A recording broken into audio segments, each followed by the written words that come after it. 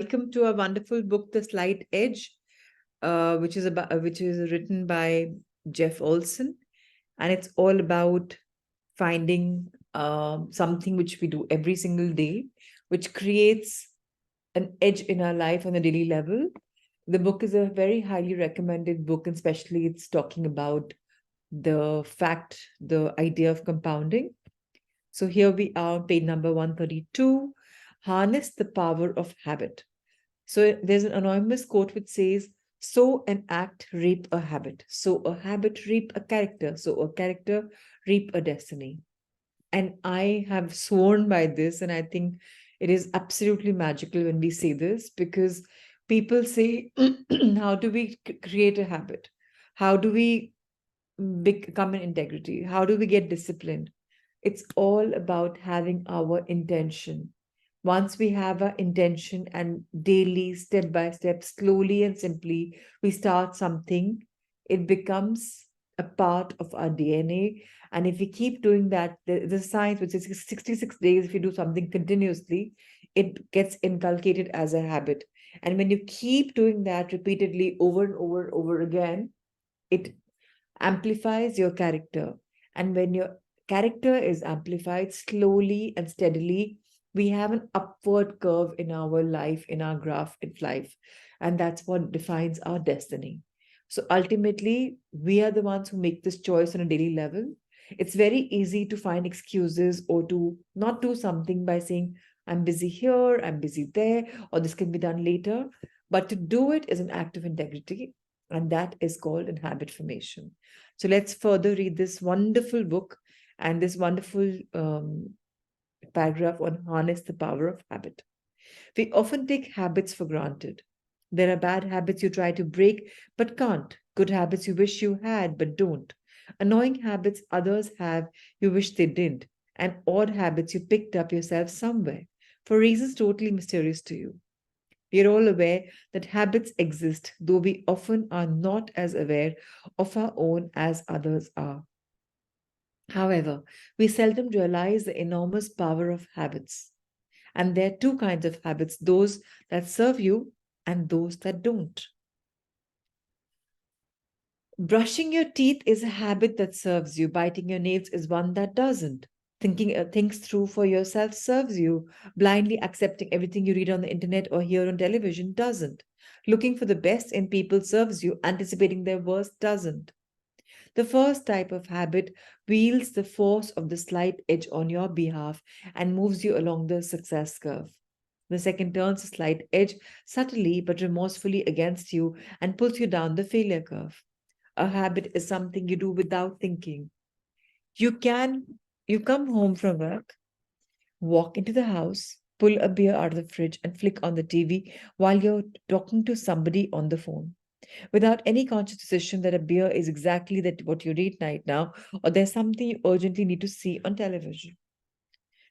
Getting up early can become a habit. So can getting up late and staying up late.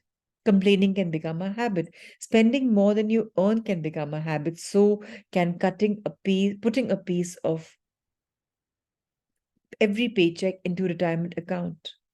Looking for the positive side of every challenge can become a habit. So can finding the cloud in every silver lining. The way now read this very categorically, they say every cloud has a silver lining, but Jeff Olson here is saying that finding a cloud with silver lining is something that only 5% people do, who become the who's who. And it doesn't matter what age we are at, miracles happen even later in life. Just today, somebody was telling me that look at Anupama. There's a serial which is happening in India at the moment, and that woman is earning 1 crore a month. And then I was listening to her story on the internet. I was very inspired because I don't see it, and I know the kind of, and I only it came in my limelight because I saw Modi ji tweet about that, because she did something about local for vocal, vocal for local. And I was like, okay, what is this all about? And when my mom-in-law was saying, I wondered. Then I saw the struggle she's had for 7 years when she was practically out of work. And she touched success with Sarabhai versus Sarabhai, which is years ago. Now, people can say she got lucky, but do we know the slight edge that she worked on? She was consistent with her wish to want to work. She was manifesting, she was asking people, she was not leaving her acting skills, she was honing up her skills. She was in touch with herself. Slight edge does and looks doesn't even seem to show. That's why it says slight edge. It's there, but it's not even seen. But once it becomes phenomenal, people are like, wow, this person became lucky, without realizing that the seeds were sown long time ago and they were nurtured the way you nurture a seed with sunlight and manure and water. We're nurturing our desire by these beautiful habits which are shaping us into people with character, and that character defines our destiny. So it's very imperative that if we have wishes and desires, and if we're comparing ourselves with people, that why do they become lucky? Why don't I? Our nazariya, our perspective has to change. We have to start telling ourselves, let's be happy for this person and say, I'm really happy for this person's success. And I wish one day I can feel the same for myself, the way I'm feeling right now for him or her. And believe me, if I say so, I have practiced this personally for a long time. I too used to really compare initially myself with so many people out there and say, oh my Lord, look at them, look at, they have this, they have this, they have this. And I would complain that my husband is such a content man. Why is he not ambitious? And then I said, why can't I change the dynamics and I can become ambitious? I can work the way I want. And lo and behold, it happened. I took really a lot of pride when I say that I'm one of the few women in EO who are members, where 90% membership is about males. What can't happen with others doesn't mean that you can't have something for yourself. Yes, I belong to a very financially rich family, but did I take financial support from them? No. Did I take loan from them? Yes. Did I pay them back before they'd asked for? Why and how? These beautiful inspiration books have helped me, and that's the reason I feel, come what may, we must read together 10 pages.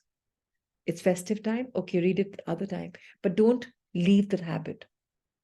I was always struggling with the 9 p.m. thing. Then I realized, why 9 p.m.? The habit, the idea is to read the book for 10 pages. Let's change it. So, all of us here, whoever is listening to the session later, maybe online, let's know that we are the creators. Of course, there are a lot of forces working for us or against us. But if we trust in ourselves and if we follow the slight edge, which is a remarkable book, and slowly, gradually, we'll realize when you start incorporating them that it initially becomes a bit difficult to start, but then because that's when we have bigger milestones. So we break them into very tangible, doable ones, and gradually they become easy, and then we can go a notch higher. Like the way when we go to a gym, the very first day we don't work out for 1.5 hours with the entire body workout. We do step by step. We increase the, even if we are lifting weights, we increase them. First day we don't go for a 1 hour walk, we go for 20 minutes, and we increase it, and then we increase it, and then we increase it. Otherwise, what happens? The body gets tired, and then within 2 days, I can't move, my body is too sore. The slight edge is about doing things every day, but consistently and gradually increasing the mark. The way a behavior turns into a habit is by repeating it over and over and over again until it becomes automatic. Simple example is toothbrush. Initially, our parents taught us how to brush, and we didn't want to brush. We would run to school probably without brushing. Now, the first thing we do when we wake up is brush our teeth. Nobody has to tell us to brush, because one side about it is our mouth will stink. We don't want that to happen. So whether we get some benefit out of it or not, automation is something which is in our hands. How? By doing something that we believe. But the most important thing is, We have to identify what we believe in, not what the world believes in. दूसरे के कहा हम 10 दिन कर लेंगे, 15 दिन कर लेंगे, साल भर कर लेंगे. But it can't become a lifestyle. Similar example, if you go to dietitians and nutritionists, उनके बोले बोले महीना, 2 महीना, 3 महीना, 4 महीना, 1 साल कर लेंगे. But you can't live a life the way they say until and unless you go to a nutritionist who will teach you how to choose your food with the parameters that they tell you, which is sustainable. So there's a lot of difference in what we're getting comfortable or acclimatized with. The creation of habits is a pure slight edge, simple little actions repeated over time. The compounded effect of those habits over time will work either for you or against you, depending on whether they're habits that serve you or habits that don't. Your habits are what will propel you up the success curve or down the failure curve. The individual who wants to reach the top in business must appreciate the might of the force of habit and must understand that practices are what create habits. He must be quick to break those habits that can break him and hasten to adopt the practice that will become the habits that will help him achieve the success he desires, say J. Paul Getty. And this in itself is thought provoking and worthy of following. It's interesting to note where your habits really come from. They arise out of your actions, true. But where do your actions come from? Remember this diagram? Your philosophy creates your attitude, attitudes create your actions create your results, and the results create your life. So your habit comes from your daily activities compounded over time, repeated again and again and again. And your activities are the result of the choices you make in the moment. Your choices come from your habit of thought, which is a product of your thinking, which comes from the view you have the world and your place in it, your philosophy. It's very imperative to know what is my philosophy. And everybody has a different philosophy, mind you. There's some philosophies which may be common, but ultimately your principles, your philosophies are identified only by you. The way you have an, the way all of us have an DNA, exclusive DNA, iconic DNA. Similarly, our philosophies cannot match with other person in totality, like completely 100%. Something you'll believe in, something you won't. So, what is your philosophy? What is your thought process? That will help you create your habits, your attitude, your actions, your results, and your life.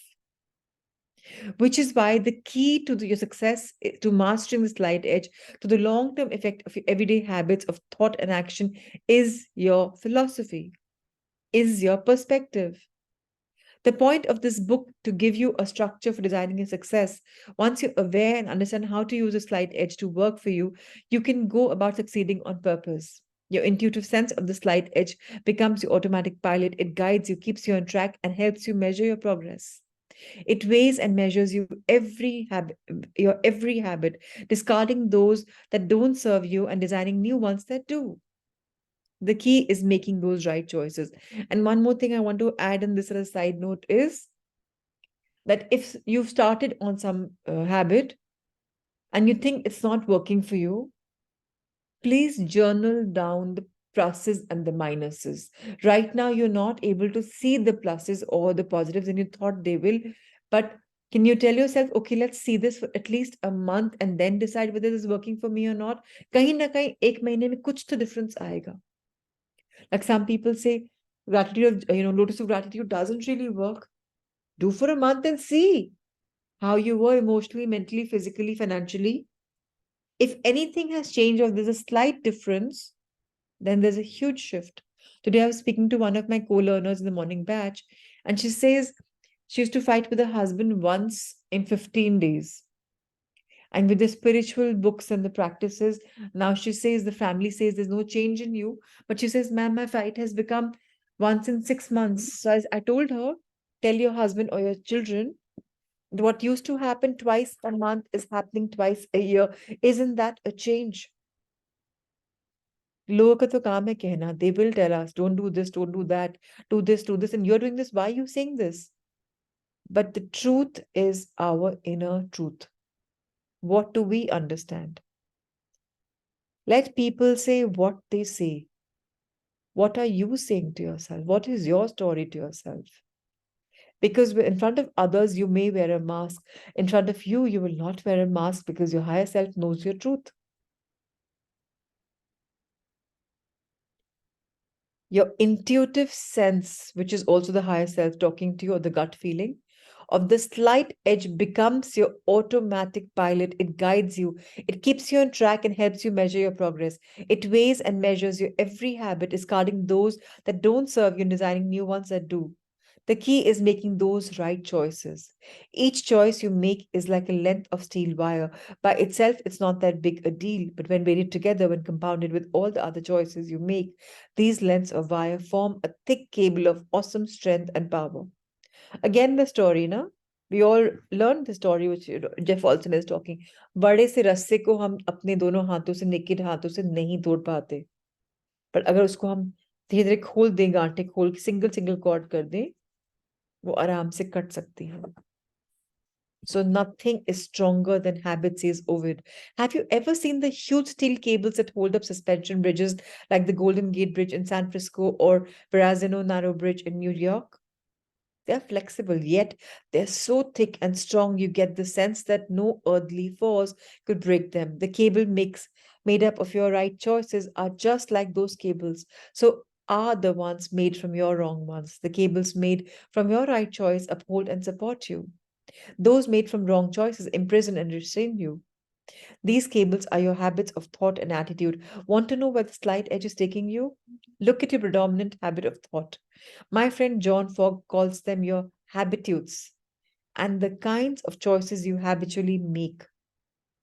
Your habits operate at the unconscious level. You're not normally aware of them. It's only by bringing a habit in your conscious awareness that you can observe what it is doing, how it empowers and serves you, or it doesn't. By developing slight edge thinking, and especially by harnessing the next power we'll talk about, the power of reflection, you'll shine the bright light of awareness on your habits. Once you're aware of a habit that doesn't serve you, how do you change it or get rid of it? It takes time, and it takes knowing where to focus your energy. Trying to get rid of an unwanted habit is a bit like trying not to think about an elephant. The more you try not to think about it, the more you think about it. That's because what you focus on grows. Which is why people who put a lot of energy into focusing on what they don't want by talking about it, thinking about it, complaining about it, fretting about it, usually get precisely that unwanted thing. It's another paradigm to this is emotion. What is the word emotion all about? Energy in motion. Are we giving good energy or bad energy? What is the emotion that we are feeling? That will get expanded. And if you're holding on back to something and you're like avoiding it, in the back of the mind, मुझे ये नहीं करना, मुझे ये नहीं करना, मुझे ये नहीं करना. आपका ध्यान जा रहा है, मुझे ये नहीं करना, यूनिवर्स क्या सुन रहा है, मुझे ये करना है. It'll get expanded. So what we think about, we are growing. So subconsciously. But that also means putting that thought into implementation by doing some to do everyday goal as an habit. Otherwise, dreamers aren't always achievers.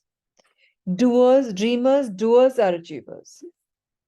It's tough to get rid of the habit you don't want by facing to head on it. The way to accomplish is to replace the unwanted habit with another habit that you want. And creating new and better habits, ones that empower and serve you, is something you know how to do. You do it same way you build any habits you have, one step at a time, baby steps, a slight edge. Harness the power of reflection. That's another very beautiful habit. You'd love it when you read it. In my business, I often see people make the mistake of thinking they are being productive because they are being busy. Being productive and being busy are not necessarily the same thing. Doing things won't create your success, doing the right things will. Again, example for this is I could be very busy doing what? Watching Netflix, eating food, talking to my friends. And then somebody says, because I'm addicted to the or to all of this. I'm like, yeah, I'm busy. I'll call you back. Why? Because I have to watch that serial because it's very important for me, and the person on the phone is not important because right now the serial is priority. But is this the right thing? Is this something which will take me on a curvaceous, futuristic, progressive path, upward curve? So being productive is important. You could be busier for less number of hours, but if those hours are productive and you're doing the right thing and at the right time, and that will be success creation. And if you're doing the wrong things, doing more of them won't increase your odds of success. It will only make you fail faster. Nobody sets out to fail. We all believe we headed down the right path, or at least a reasonably right one. People get out of bed, go to work, work hard. They love their families. They put smiles on their faces. They do everything they're supposed to do, and they don't even have a productive day. No, they think that they have a productive day, or at least set out to have one. And all too often, what really happened is they spend the day treading water like a duck swimming upriver against a strong current. Its little webbed feet flailing away underneath, but getting him nowhere. Everybody is busy. Everybody does the actions. But were they the right actions? Were those actions productive? Did you take a step forward? These are the questions that most people never take the time to think about. Did you eat well? Did you eat badly? What did you associate with today? Did you empower did they empower you? How? In what way? Did you listen to good information today? Or just zone out to music? Did you engage in positive conversation or did you gossip or complain? What did you read that contributed to your success today? Did you do any of the things unsuccessful people aren't willing to do? Whose dream did you build today, yours or somebody else's? This is a very power paragraph. Please underline if you have the hard copy of the book. We, those of us who are Indians who will see this, read this, or the ones who are joined with me in the session right now, we are Indians. We are a some product of our parents' dreams, which have been passed on to us like a suvichar or like a sanskar or like something that's added on to us.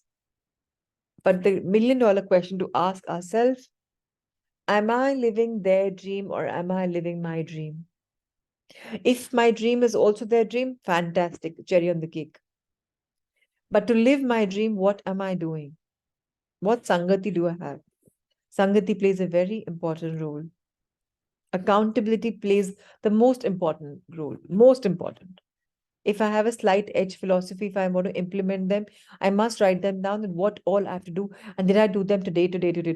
Like Atomic Habits by James Clear is also about that. You cannot miss something for 2 days in a row. Then the habit breaks. In the 12 step system, this is called taking a searching and fearless personal inventory. I honestly encourage you to get a little searching and fearless with yourself. Keep your progress or the lack of it in your face. Here's a powerful exercise. Instead of writing down what you're going to do, chances are you've been doing that your entire life anyway, and that doesn't make you any better at doing them. Write down at the end of the day what you did to that day. What actions did you take today that made you successful? Did you read 10 pages of a good book? Did you eat healthy food and get some good exercise? Did you engage in positive association? Did you do the things you need to do to be successful in your business? Did you tell somebody, I love you? And these are very simple, doable things. At the end of the week, look back over your list and take inventory. Not only will it tell you a lot about the truth of your everyday life, chances are good that the mere act of recording the daily reflection will have already started changing what you do. So, those of you who were with me in the Life Transformation series, you've got this book called Loving Yourself. That's an accountability journal. In that, on the right hand side, there are a couple of things mentioned. If you do every day, you will find a difference in your life. And on the left, you can write what you did. Reflection of your day, writing reflection of your day is very important to be accountable. Otherwise, on Excel sheet, you can make yourself a list of what you want to do, and every day on Google Sheet, just go and tick mark it. I've done.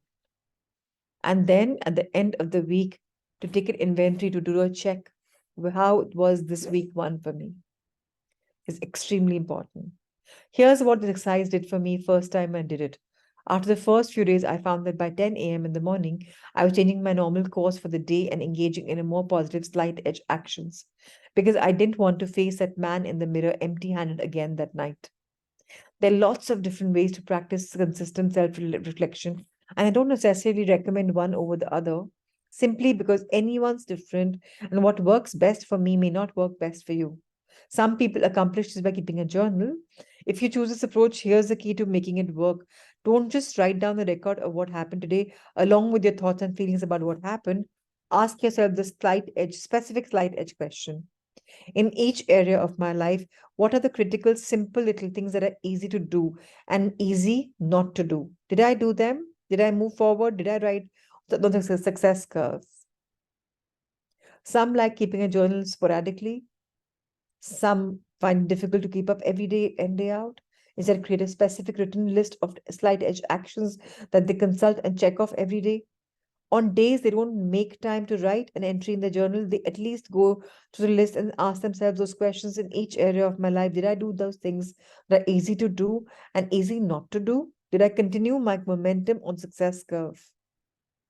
It's a very human thing when we start something, we start with a bang, 15, 20 days, month. Oh, wow, you're in the flow. And then slowly, you start losing the grip of those habits by faltering at one. You don't do it for 2 days, it's okay. Guilt utna nahi aata. Third day, you drop a little more. By the end of the week, you've dwindled down and you're off the habit track. So once again, slight edge means consistency. Some would rather talk than write and prefer to keep track of the day's actions out loud in conversation. You can find a slight edge buddy, a friend who also wants to harness the power of reflection and schedule a little time together on the phone or to debrief each other. How did the day go in each area of my life? Did I? Doing this every day is ideal, but you can still make it work very well with a twice a week call and even once a week call. The key is consistency, like the turtle steadily wins the race. More and more people are choosing to achieve a higher level of productivity through reflection by working with a coach. Only 10 or 15 years ago, most people thought of coaching only in the context of athletics. Then people realized that they had way better things, chances of pursuing the fitness goals if they used a personal trainer. Soon, high level business executives started using individual consulting sessions, productivity consultants, to coach them in their high stakes financial and organizational game. And the last few years, the dam burst. People suddenly realized that they could hire a coach for anything and everything, and the field of personal coaching exploded as one of the hottest new occupations. So, what does a coach do? More than anything else, a coach holds up a mirror and shows you what you're doing day in, day out. A coach keeps a slight edge in your face. A coach helps you harness the power of reflection. Whatever method you choose to use, find some way to make reflection an everyday thing, day in, day out, without fail. when when what you didn't improve one day is clear to you and you're aware of it, by 10 the next morning you'll be hunting for self improvements like a heat seeking missile. You'll be reading, listening, associating with, and with things that people will empower you. You won't be able to help it. You'll become so motivated that nothing will prevent you from improving. And this one is again very important. Harness the power of celebration. There is another critical reason the power of reflection is so important. It's not just to be a nag and remind you that what you're slacking off, it's also to point out that all the positive steps you're taking. Over 20 years ago, authors Ken Blanchard and Spencer Johnson wrote, "People who feel good about themselves produce good results." The little book in which these words appeared, The 1 Minute Manager, became one of the decade's most influential business books. Blanchard and Johnson coined what has become one of the most well worn phrases in business. They urge managers and business owners not to walk around trying to catch people doing something wrong, but to catch them doing something right and then acknowledge it on the spot. They call it a 1 minute praising. It's easy to forget to catch yourself doing something right. If you have kids, chances are that you will still remember the moment they took the first step. Chances are good that step got noticed and celebrated big time. And chances are even better that within a week, they were walking around for hours a day and nobody even gave it a second thought, including them. I heard a story about a woman who had reached a point in her early 50s where she felt she was so badly starving for affection. She didn't know if she could continue in her marriage. She told her husband how she felt and said that for years she had been unable to tell if he still loved her or not. Her husband was genuinely perplexed. But I told you I love you 30 years ago, he exclaimed. Why would you think anything changed? Poor man. It never occurred to him that it's not enough to say, I love you one time. It's something that needs to be saying every day, and not only in words, but in actions too, especially those little thoughtful things that say, I'm thinking about you and I really care about you. It's a slight edge power of reflection and acknowledgement, celebration. Keep your slight edge activities, your right choice, and incremental successes right out in the open where you can see them and celebrate them. Remember that all the activity ever required to apply the slight edge for your success is nothing but a series of baby steps. Trust the process, acknowledge those steps, no matter how small or insignificant they may seem at the time. Is it easy to do? Yes. Easy not to do? Yes. If you don't do it, will it destroy you? No. But that simple error in judgment compounded over time will ruin your chance of success. Make each successful right choice a celebration. You'll be able to feel literally those balances scaling shift in your favor. Nothing breeds success like more success. Key points of chapter 9. There are several faces of the slight edge that once you recognize it in your life, you can harness in the pursuit of your dreams. Momentum. Steady wins the race. Once you're in motion, it's easy to keep on keeping them. Once you stop, it's hard to change from stop to go. Completion. Each and every incomplete thing in your life or work exerts a draining force on you, sucking the energy of accomplishment and success out of you. Take on those incompletions in your life just as you took on learning to walk. Habit. Your habits are what will propel you to success curve or down the failure curve. Reflection. Being productive and being busy are not necessarily the same thing. Doing things won't create your success, doing the right things will. Were those actions productive? Did you take a step forward? Celebration.